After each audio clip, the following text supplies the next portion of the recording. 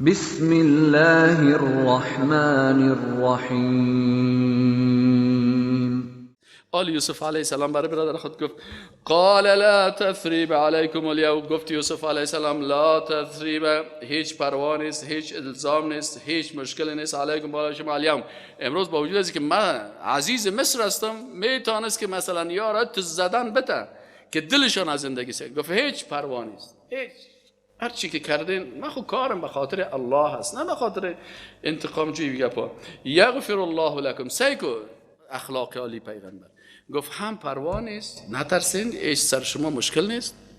دومی است که به الله درخواست کرد که الله اینا را مغفرت کنه. قزل مسیح بالاخره یغفر الله لكم، الله شما را مغفرت کنه. برشان دعا هم کرد و هو ارحم الراحمین. از مکه الله بسیار مهربان است، الله ارحم الراحمین است. اذهبوا بقمیص هذا، ببرین این پیراهن مرا. بعضی خصوصیت هاست که پیغمبرا دارن، بعضی چیزهایی هست که مربوط پیغمبر میشن، معجزه پیغمبر میشن. آلی این پیراهن یک پیراهن خاص است. بعضیا میگن که پیراهن بود که از اسحاق علیه السلام برش مانده بود، یعنی یک پیراهن است. حالا تو نیست که ما پیراهن استاد دایی رم دیگر از مکه بمبرم پیراهن مرا بگیرین بازو در چشمایتان زده برین.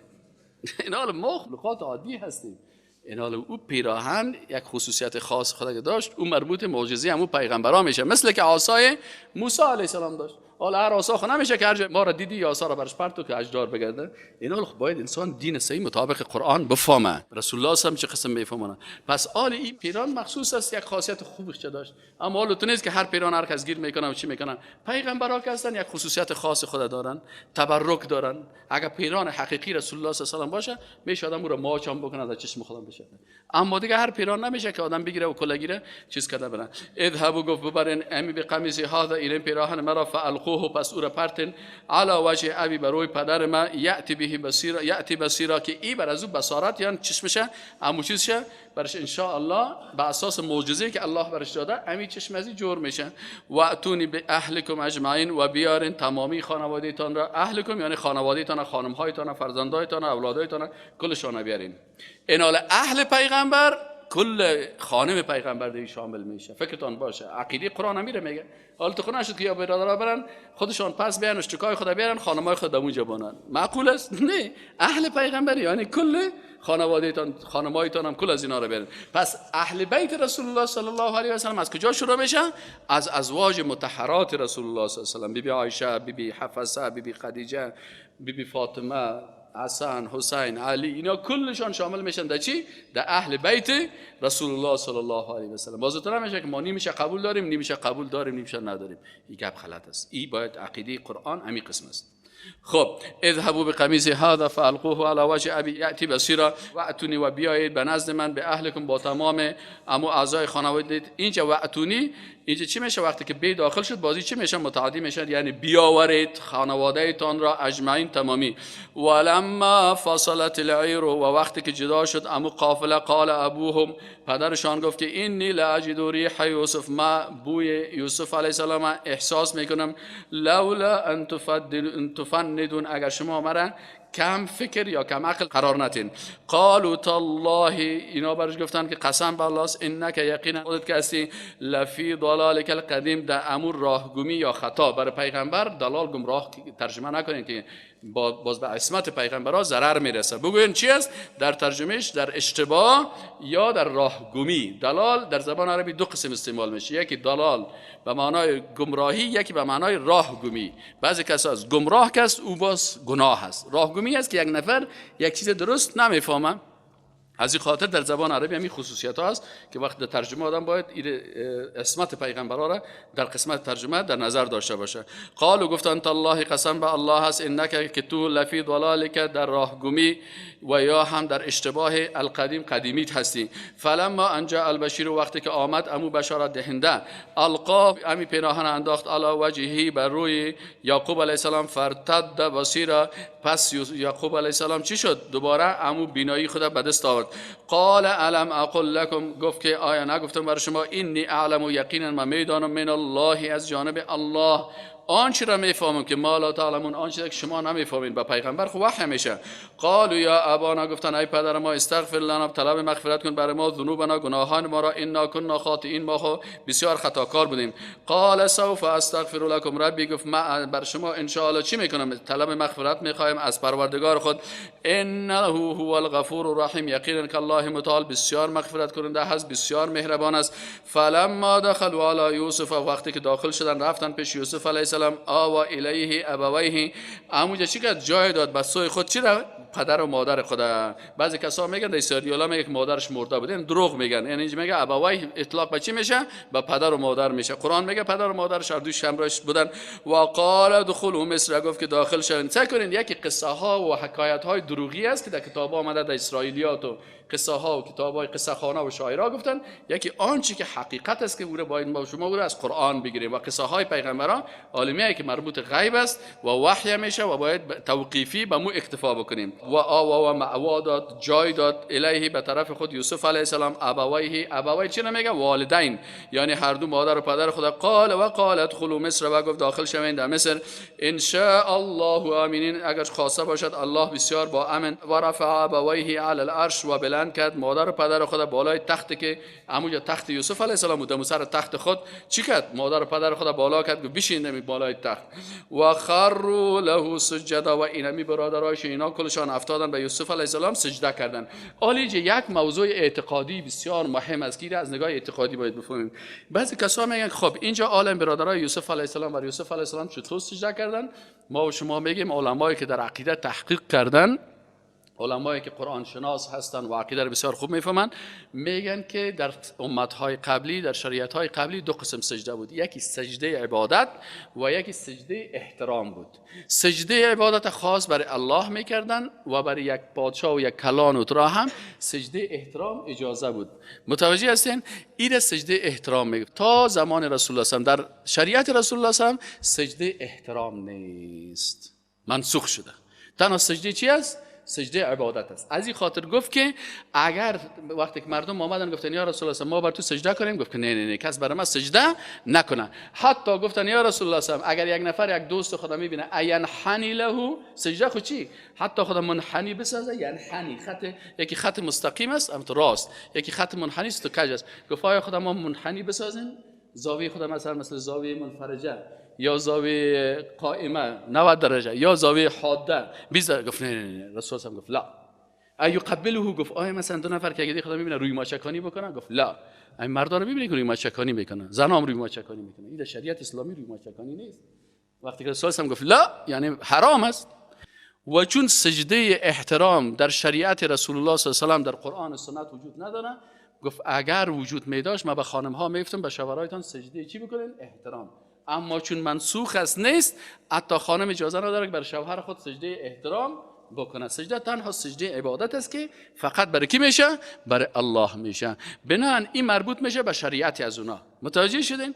اما در شریعت رسول الله صلی الله علیه و سجده احترام نیست. این که چی میگه؟ و خروا و افتادن له، برای یوسف علیه السلام سجدن، با سجده چی؟ سجده احترام. و قال یا ابتی هذا، گفت آل یوسف علیه السلام برای پدر خود میگن. آل تعبیر رویا خود یکی از معجزات یوسف علیه السلام است. آل به پدر خود میگه که یا ابتی، ای پدر من، هذا اینی کار که از تعبیر رویا، ای امو تعبیر خوابم است که من یک وقتی برای تو گفتم که اینی رأیت 11 کوكبا. 11 کوكب کی بودن؟ بیادرایش بودن. و شمس کی بود؟ پدرش بود. و القمر مادرش. فهمیدین؟ این گفت که رأیتم لی ساجدن، هذا تعبیل رؤیای، اینمی تعبیل خواب من است، من قبل که قبل از بر تو گفته بودم، قد جعلها ربی حقا، یقینا که پروردگار ما او را چی ساخت؟ حق متحقق ساخت. و قد احسن بی، و الله متعال احسان کرد بر من، از اخرجنی، هنگامی که بیرون کرد مرا، من السجن، از زندان، و جاء بكم من البدو، و شما را آورد از امو بادیه. اینا در یک بادیه زندگی میکردن در منطقه فلسطین. من بعد ان نزع شیطان، بعد از اینکه چی کرد؟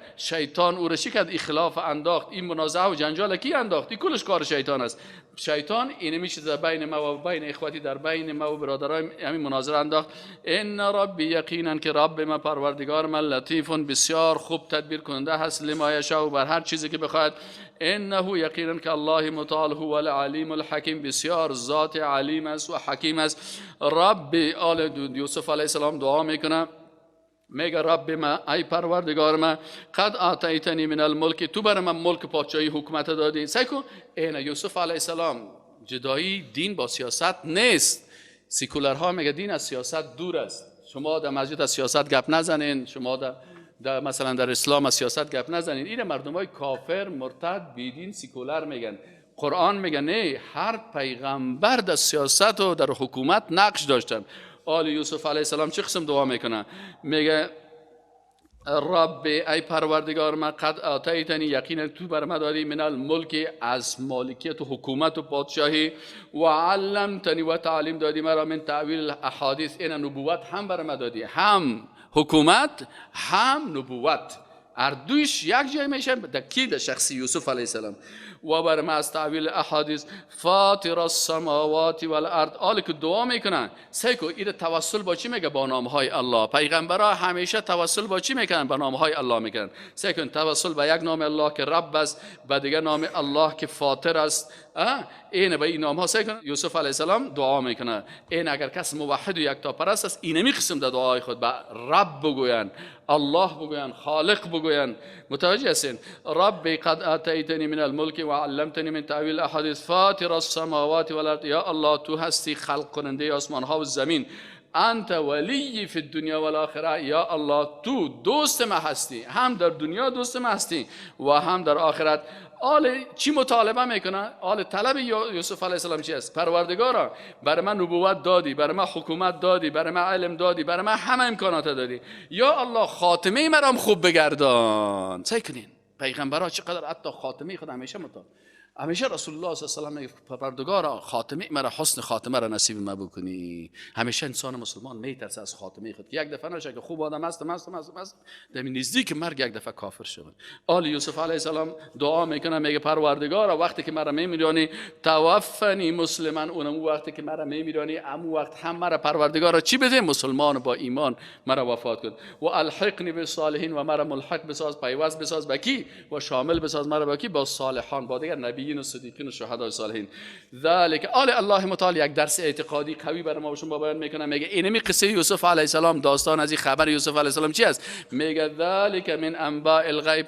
ای که است، ای انباء غیب است، خبرهای غیبی است. این چیز را زیاد نکنین. از دل خود قلم ها را گرفته این دوسیه کلان جور نکنین. اینمی چیزی که اومده، اینمی انباء غیب است. و ایرا نوحیه الیک، ای رسول الله صلی الله علیه و آله، ما بر تو وحی فرستادیم.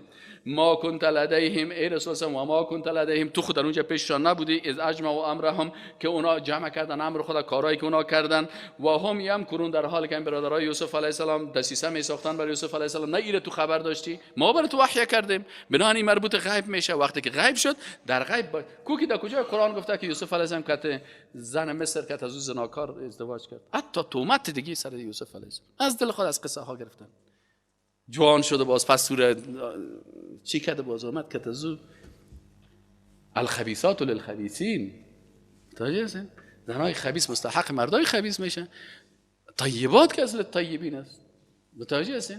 پس اونجا این زنه که حتی همین گناه و گپاش بیخی به سطح دنیا و ترا و حتی در قرآن ذکر شده باز یوسف علیه السلام که تزوج ازدواج میکنه. این بسیاری گپاست که نباید ما و شما فقط در قرآن همین قدر چیزی که الله متعال گفته، اونا گفت که او رفت پشت کار خود و فلانی شد و یوسف علیه السلام این قسم کارا کرد و این چیزایی است که ما و شما به می اکتفا میکنیم. این الله متعال میگه ذالک من انباء الغیب، اینمی قصه ها که از قصه های پیغمبرا، خبرهای غیبی هست. قصه نیست که ساخته شده باشه، داستان نیست. متوجه هستین؟ این گپا نیست، انباء غیب است، خبرهای غیبی هست. نوحیه الیک، که او را ما وحی میفرستیم بر توی رسول الله صلی الله علیه و آله. و ما کنت لدیهم، و نبودی در نزد ایشان، اذ اجمعوا، وقتی که برادرای یوسف اجماع کردن، جمع شدن، امرهم، کار خود را بچی، و هم یمکرون، در حالی که اونا مکر و تدبیر و دسیسه میکردن. و ما اکثر الناس ولو حرصت بمؤمنین. آل یک درس دیگر میته که ای رسول الله صلی الله علیه و سلم، اکثریت مردم ولو که تو بسیار حریص و علاقمند باشی که مؤمن باشه، نمیشن مسلمان. هدایت کار الله هست. الله قلب هر کس میفهمه برش هدایت میده. تو دعوت تبکو انما علیک البلاغ و علینا الهدى. و ما اکثر الناس، و نمی باشن اکثریت مردم. پشت اکثریت نرین که ولا اکثریت مردم ات میکنه، اکثریت جهان ات میگه، اکثریت کافرات میکنه. حالا که اکثریت بگیری کل دنیا اکثریت کی است؟ مسلمان است یا کافر است؟ اکثریت کافر است. بعضی کسا میگن چیزی که اکثریت را، خب کل اکثریت شراب خور شد، ما بریم بخوریم؟ نه، الله متعال میگه و ما اکثر الناس و نیستن اکثریت مردم ولو حرست و اگر چی تو حریص باشی به مؤمنین ایمان نمیارن. چرا؟ چوکی و قدرت و نفس و خواسته های نفسانی سر مردم غلبه میکنه که اکثریت نمیخوان ایمان قبول کنن. و ما تسالهم علیه من اجر، با تو رسول الله در مقابل اینمی دعوت هیچ وقت دعوتگر حقیقی پاداش و اجر نمیخواد بر من مردم پیسه بده و بر من مردم حلوا پخته کنه و بر من مردم دو پیازه پخته کنه و باز ما بیایم بیشونو بخورم. هیچ اجر نمیخواد. ان هو الا ذکر، این نیست مگر ذکر، پند است، نصیحت است للعالمین، برای مردم عالم. و کأی من آیت فی السماوات والارض، و هر و بسیار از آیات هستند، از نشانه هاست، از دلایل قدرت الله هست، فی السماوات در آسمان ها، و الارض که تیر میشن، یمرون علیها، به اون مرور میکنن، و هم آنها معرضون، از او اعراض میکنن. حالا شما اگه سیل کنین، اگه میال شما یک سیل کنن در وجود تو چند دلیل وحدانیت الله هست، چی میگی برش؟ چند تاست؟ کدام روز فکر کردی؟ سعدی رحمت الله علیه میگه برگ درختان سبز در نظر هوشیار هر ورقش دفتر است معرفت کرده. یعنی هر برگ درخت دلیل است به شناخت خالق الله، هر ورقش دلیل است برای چی؟ به وحدانیت الله متعال. از خاطر اون روز ما براتون قصه و کافر کردم که گفت ما وقتی که ساینس از یاد خواندم، از طریق ساینس ما فهمیدم که این عالم هستی که است تصادف نیست، این کسی خلق کرده، پس خالق داره. و باز رابطه‌ای که بین آفتاب و بین وجود من، بین میده من و بین میوه است، این تناسب بین مخلوقات مرا به این از نگاه ساینسی تناسب شما میخواین قانون تناسب، به اساس قانون تناسب میگم من به وحدانیت الله باور کردم. باز قرآن خواندم، باز بر رسالت رسول الله صلی الله علیه و آله باور کردم. اینی هست. الله متعال چی میگه؟ و کأی من آیت، میگه بسیار از آیات و علامات قدرت ما هست که وحدانیت الله را بر تو ثابت میکنه. در کجا؟ فی السماوات، در آسمان ها، و الارض، و در زمین، یمرون علیها، که همین مردم ها، اکثریت مردم تیر میشن سر از او، و هم آنها معرضون، از روی خودم دور میتن، هیچ دربارش فکر نمیکنن. یک روز درباره چشمت فکر کو، یک روز درباره گوشت فکر کو، یک روز درباره بینیت فکر کو، یک روز درباره قلبت فکر کو، یک روز درباره دستت فکر کو. اینه مثلا اگه دست انسان قاط نمیبود، نه میگه یک عالم میگه فکر می دست تو قاط نمیشد، می قسمی می بود شخ، میگه تمام روز محتاج مردم بودی، اینجا الله یک دانه چیزک آورد آرنجه که هیچ احتیاج نیست. اینا لگه دست نمی قسمی بود، مجبور یک گلاس آب میخوام تو بیایم به اوقات دان مکو، تو بیایم لقمه یک دان مکو، هر قدر میکردی نان خوردن نمیتونستی. پس الله متعال تو را با این یک آرنج دوباره آرنجت فکر کردی، الله متعال تو را از بسیار احتیاجی مردم خلاص کرد. خدا که لقمه را میگیره فقط مثل چیز وارد قاط میکنی، جرثقیل وارد نه، جرثقیل رو قسمی است خاک میگیره، انت میگیره بالا میبره، همین جرثقیل از دست ساختن، از دست گرفتن قسمی یه انگشت انت میگیره باز انت میگیره. اینا الله متعال با این یک آرنج اگر تفکر بکنی که الله متعال تو را از احتیاجی هزاران نفر چی کرده؟ خلاص کرده. اگر در خانه نانم که میخوری مادر اولادها رو میگفتی بگی بخو، اگه قار میبینی یک بوکس میدانت میزد، یک لقمه نان میداد تو سیلی کشت میکرد. این حال خدا که هیچ بیغم از سرشار از ویتامین ها هم تو خورده میری بیرون. این کل چیز از رحمت الله است. این یک آرنج تفکر کن، این نمیخواد دیگه اعضای بدن. خب و که و بسیار من آیات، از آیات ها و علامات قدرت الله هست، فی السماوات، این علامات قدرت الله در کجاست؟ در آسمان هاست. یک روز تلسکوپ بشی تو سعی کوی سیارات. یک وقت من سیل کردم زمین تا یک قسمت که برسی بالا که رفته بیری، زمین هم تو خورد شده میره تو کم تو بالا رفته میری. یک وقت سعی میکنی زمین به اندازه یک سر پنسل یک نقطه یک معلوم میشه که پیش میری که زمین بیخی گم میشه. ما و شما در بین زمین مخلوقات است کلان بزرگ میگی کلش نشانه های. یک روز تلسکوپ برو سعی کن قدرت الله را در کهکشان ها و در سیارات را و فی الارض و در زمین برو سعی کن چی مخلوقات الله است.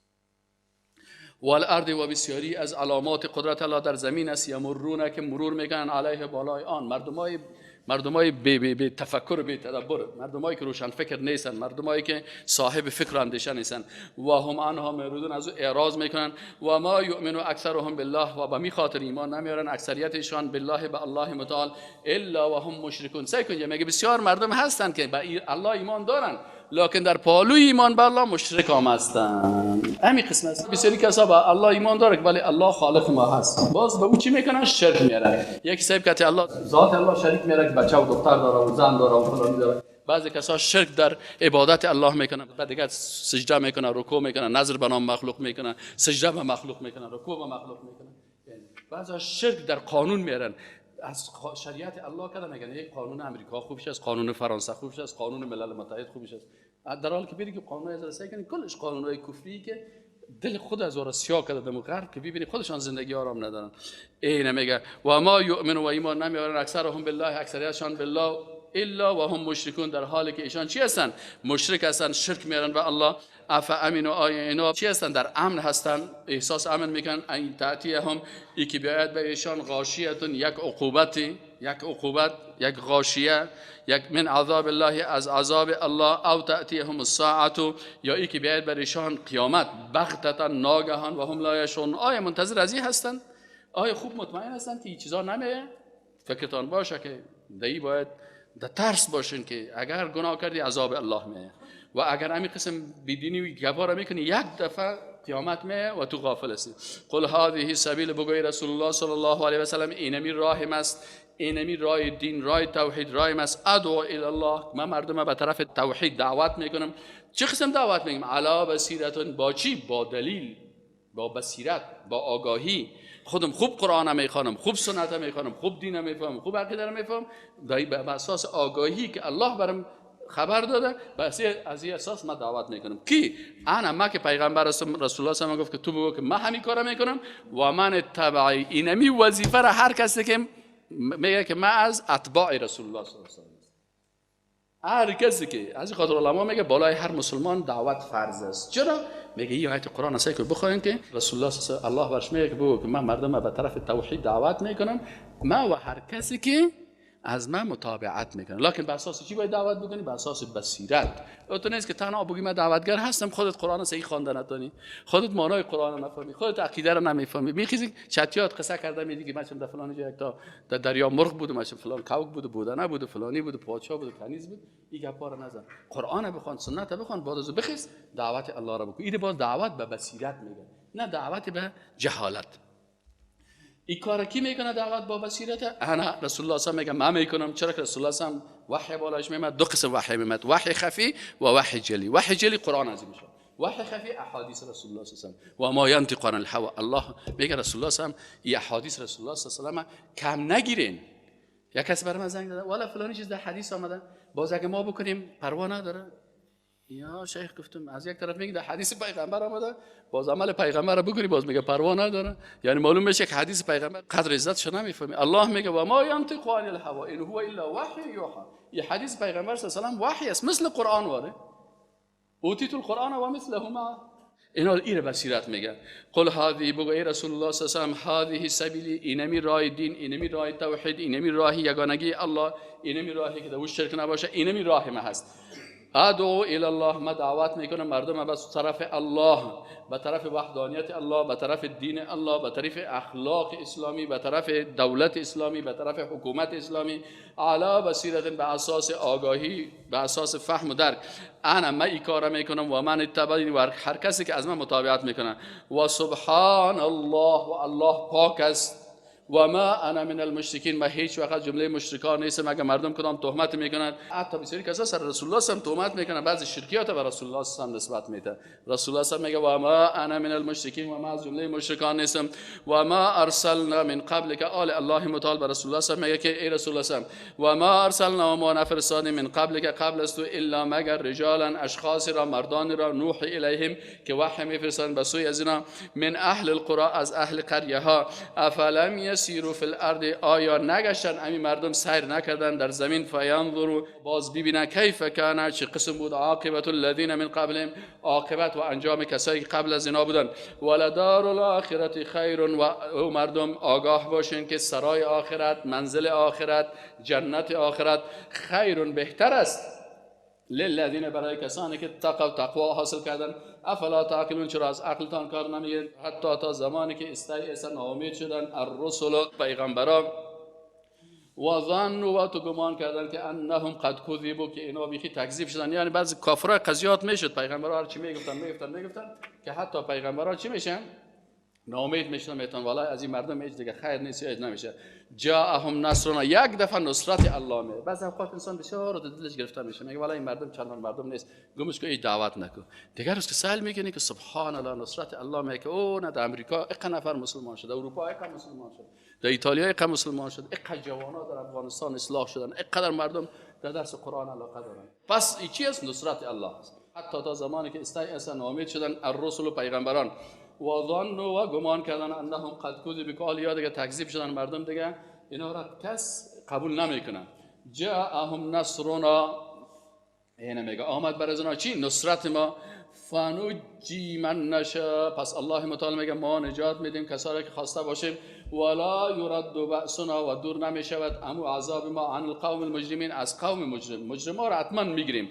لقد کان فی قصصهم عبره، آل الله متعال نتیجه را همیشه وقتی که آیت قرآن گفته میشه حال نتیجه بحث میگه. حالا میگه این قصه یوسف علیه السلام که گفته شد قبل از قصه یوسف علیه السلام در سوره قبلی، قصه هود علیه السلام از موسی علیه السلام از دیگه پیغمبر گفت.